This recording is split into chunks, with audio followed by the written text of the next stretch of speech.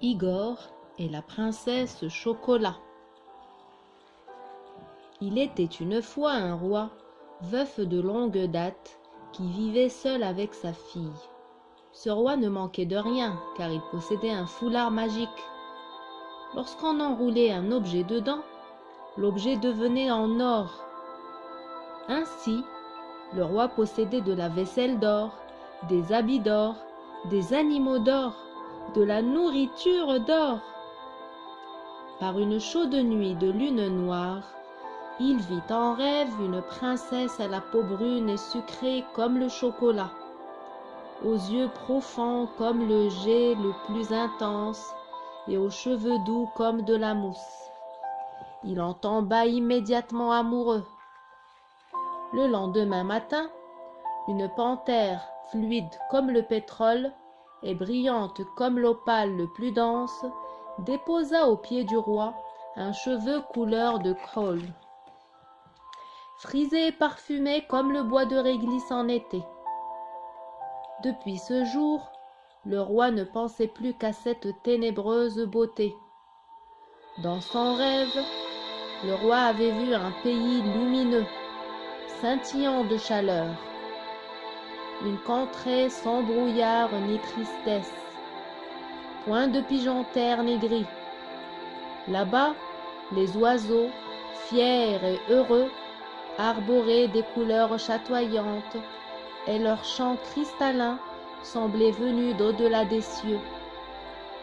Une chose était sûre, il fallait traverser au moins 3 fois 3 royaumes avant de rencontrer une beauté si parfaite. Le roi était tombé tellement amoureux qu'il envoya un émissaire proclamer dans tout le royaume qu'il offrait son foulard magique à quiconque ramènerait la Vénus à la peau chaude et embaumée. Igor, un tout jeune homme très pauvre, accepta de partir. Il prit le cheveu, fit son baluchon et emprunta la route des plaines. Tout d'abord, il traversa un marais grouillant d'animaux gluants. En son milieu, il découvrit une maisonnette montée sur des pattes de poule qui tournaient. Igor s'en approcha et regarda à l'intérieur. Personne. Alors il pénétra dans la petite maison. Sur la table l'attendait un grimoire épais, sombre et lourd. Igor ouvrit le livre et découvrit les plans d'un bateau de papier. Un bateau si léger qu'il pouvait voler. Un bateau dévoué au premier qui prononcerait cette parole magique.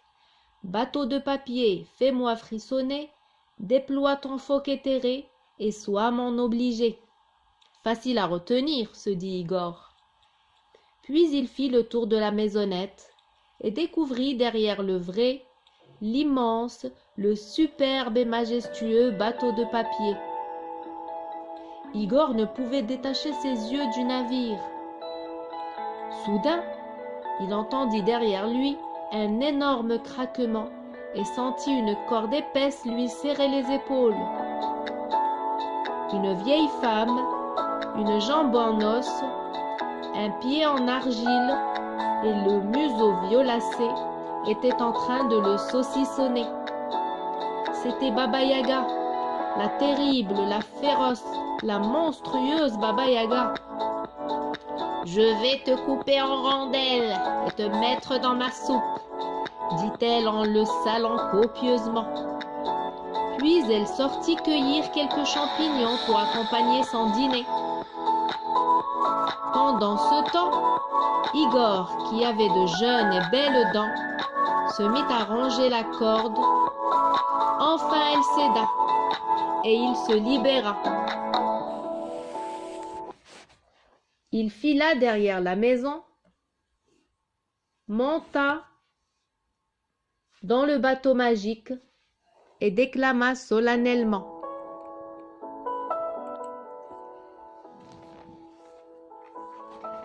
Bateau de papier, fais-moi frissonner, déploie ton fauc éthéré et sois mon obligé.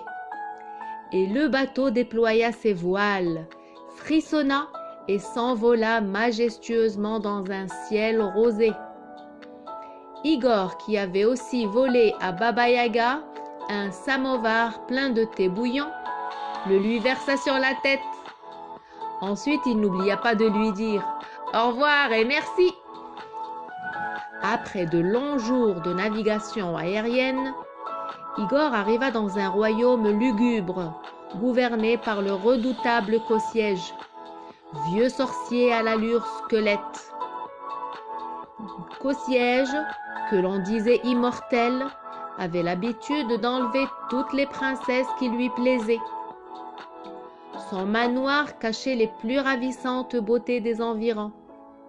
À des lieues à la ronde, les rois et les reines pleuraient leurs filles perdues. Igor, curieux de voir à quoi pouvait bien ressembler le vieillard, décida d'aller faire un tour près du terrifiant château. La sinistre demeure était entourée d'une épaisse forêt. À mesure qu'Igor la survolait, le soir tombait. Les oiseaux de jour s'étaient tus et ceux de la nuit n'avaient pas encore commencé à se manifester. Le silence était angoissant. Alors Igor décida de rester dans son bateau et de rebrousser chemin. Après tout, ce n'était pas sa femme qu'il cherchait, mais celle d'un roi qui pouvait très bien ne pas tenir sa promesse. Igor avait volé un magnifique bateau de papier et il comptait bien en profiter. Il remonta à bord de sa céleste embarcation et vogua en direction du monde des merveilles. Au bout de quelques semaines, il croisa un jeune prince sur un tapis volant. « Il me faut ce tapis, se dit Igor, et il suivit le prince jusque dans le désert. Là, il le vit frotter une lampe et un esprit en sortit. « Bonjour, maître, vos désirs sont désordres. Que puis-je pour vous ?»« Il me faut cet esprit, se dit encore Igor, et il se tapit derrière une large dune. Lorsque la nuit tomba, Igor se jeta sur le prince et l'enferma dans la cale du bateau. Puis il frotta la lampe en ricanant. L'esprit en sortit de nouveau. « Et maintenant tu vas m'obéir, ordonna Igor. Où se trouve la princesse douce comme le chocolat et veloutée comme le café ? Je n'obéis pas aux voleurs.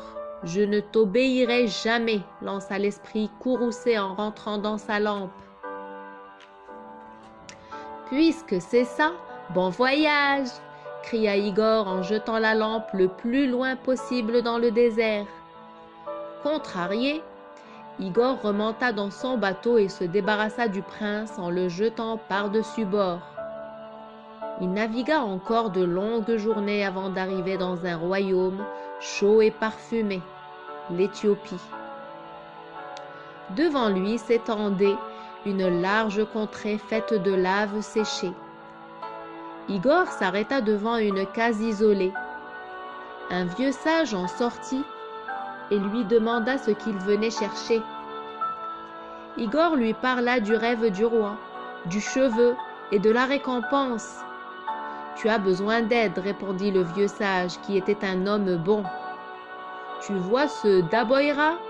ajouta-t-il en montrant une construction tout en haut du volcan. « Eh bien, ta princesse y est, retenue prisonnière par Bouti à l'oreille pendante. L'ogresse Bouti dévore les bêtes et hommes qui essaient de s'approcher de la princesse et boit le sang des enfants qui ne veulent pas s'endormir le soir. Je te confie ma lance et aussi mon fétiche pour qu'il te porte chance. Le reste du travail, tu dois l'accomplir seul. Fais attention aux fumerolles qui sortent de la terre tout autour du Daboira de Bouti. Si tu t'approches trop, ils vont te brûler. » Igor serra fort le fétiche contre lui et se sentit comme enveloppé par la bonté du vieil homme. Il sentait également le courage monter en lui, depuis le bout de ses pieds jusqu'au sommet de son crâne, « J'affronterai Bouti !» se dit Igor en affûtant la lance donnée par le vieux sage. À midi, Igor partit à l'assaut du volcan. Le soleil était de plomb, et l'odeur de soufre pestilentielle. Igor se rappela les paroles du vieux sage et se garda bien de s'approcher des fumerolles. Arrivé au sommet, Igor se campa devant le daboïra de Bouti et la défia. « Viens te battre si tu es une femme !» Et Bouti sortit, elle aussi armée d'une lance bien aiguisée. Igor et Bouti se battirent lance contre lance, regard contre regard, âme contre âme. Malgré son vieil âge, Bouti était robuste et puissante.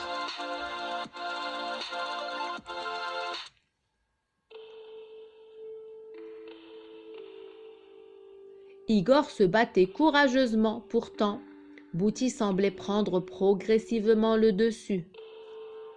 Ils luttèrent ainsi jusqu'au bout de la nuit. Lorsque le soleil perça timidement, Bouti donna des signes d'épuisement. Le royaume de Bouti était celui des profondeurs de la terre, de l'enfer et de l'enfermement, pas celui de la clarté du jour. Lorsque le soleil fut haut dans le ciel, Bouti révéla sa vraie nature. Elle était faite d'une boue qui séchait et se craquelait au soleil.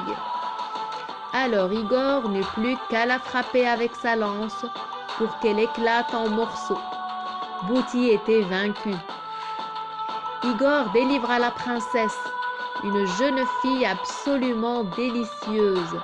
Il l'eût volontiers épousée, mais une promesse est une promesse, et il revint avec elle près du roi. Celui-ci fut tellement impressionné par l'intelligence de la princesse Chocolat qu'il remit immédiatement à Igor son foulard magique. Le jeune homme noua le foulard autour de sa poitrine, ferma les yeux et joignit les mains. Le foulard diffusa alors une lumière tiède et ambrée. La lueur enveloppa doucement le corps d'Igor et celui-ci se mit à sourire. Lorsqu'Igor revint au château pour faire ses adieux, il croisa la fille du roi et lui sourit largement. Celle-ci tomba alors éperdument amoureuse de lui et demanda à son père la permission de l'épouser. Le roi accepta avec joie et les noces furent célébrées en grande pompe. Depuis, Igor et sa femme, le roi et la princesse Chocolat, vivent heureux et règnent chacun paisiblement sur leur royaume.